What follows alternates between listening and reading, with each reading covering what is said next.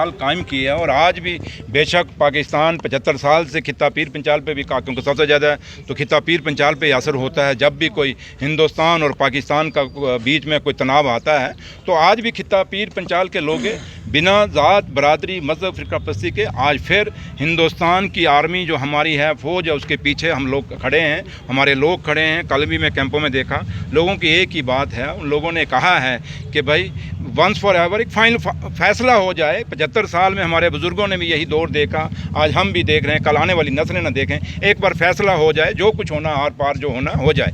तो लिहाजा लोगों का अपना एक जज्बा, एक जुनून हमने देखा है। थोड़ा सा लोगों की शिकायतें भी आई कल नौशहरा में भी और यहाँ में भी कि बंकर्स का उन्होंने कहा कि बंकर्स नहीं बने। और मैंने उनको कहा है कि अब क्योंकि अब जंग के बीच में हम हैं, एक दौर के बीच में हैं, अब तो कुछ नहीं, लेकिन मैं ये जो रिपोर्ट पूरी मैंने जो बात की है मैं CM साहब के नोटिस में लाऊंगा।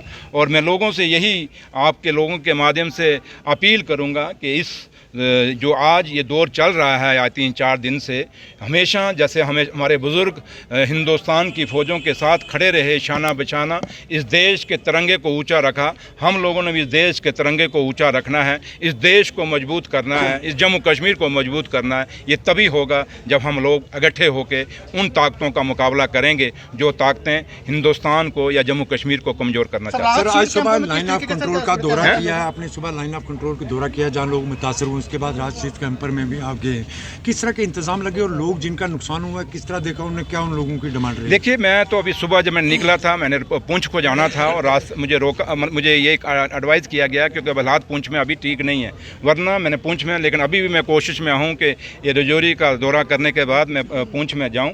और हमारी कोशिश यही रहेगी कि अब क्योंकि हम लोगों ने खास करके हमने अपने आप को खुद संभालना है। हम कहें कि हर चीज़ सरकार पे आएगी, वो बात नहीं बनती। और अब कैंपों के अंदर हम कहें घरों वाला माहौल मिलता, वो भी नहीं मिलता और लोग इस बात को समझते भी हैं। तो लिहाजा मैंने आपको एक ही बात कहूँगा कि लोगों का जज्बा और जुनून बहुत है और वो चाहते हैं कि हम ये जो आज का ये जो जंग शुरू हुई है इसमें फ़ैसला लिया जाए और हिंदुस्तान की फ़ौजों के पीछे वो खड़े हैं लोग। सर, एक इम्पॉर्टेंट सवाल है रजौरी और पुंछ के हवाले से है, क्योंकि इस दौरान आप देख सकते हैं कि कशीदगी भरा माहौल है, जहां पुंछ में 12 लोगों की जान गई है, जिसमें एक उलमा भी थे, ज़ियाउल उलूम के जो टीचर थे।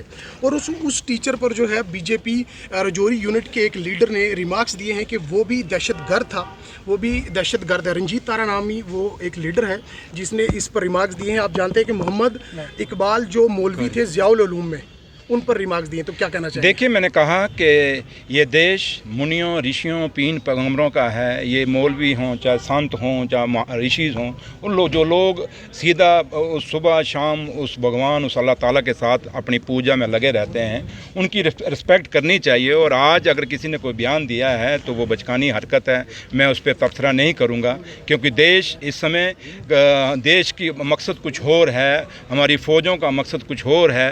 जो लोग ऐसा बयान देते हैं उनको अपनी ज़बान पे थोड़े से लगाम देनी चाहिए और ऐसी कोई बात नहीं कहनी चाहिए कि जिससे किसी का दिल दुखता हो, क्योंकि जिस तन लागे वो तन जाने, क्या जाने पीर पराई। जिस घर में डेड बॉडी उठती है उनको पता होता है कि कितना उनके साथ हुआ है। तो लिहाजा उम्मीद यही करेंगे, क्योंकि ये सियासत का वक्त नहीं, अगर सियासत पे बात करनी हो तो मैं खित्ता पीर पंचाल की बहुत ज़्यादा बातें कर सकता हूँ, लेकिन मैं नहीं करूँगा। मैं एक ही बात कहूँ, मैंने पहले ही आपको कहा कि हम लोगों का एक ही फ़र्ज़ है कि हिंदुस्तान की फ़ौज को हम सब की ज़रूरत है, आप सब की भी ज़रूरत है। हमने हिंदुस्तान की फ़ौज को के पीछे खड़ा रहना है, उनका हौसला बुलंद रखना है, ताकि वो फ़ौजें हमारे उन दुश्मनों को मुंह तोड़ जवाब दे सकें। इसलिए जो लोग ऐसी कोई हरकत करते हैं या कोई बात करते हैं उनको बाज आना चाहिए। बिल्कुल, आप समझ सकते हैं सर कि ये लोगों को डिवाइड करने की साजिश, सर आप समझते हैं ऐसे हालात में लोगों को डिवाइड करने? पैनिक में है, देखा जाए कोई पैनिक नहीं है, लोगों का हौसले बुलंद है, पैनिक में क्यों नहीं होना? क्या हम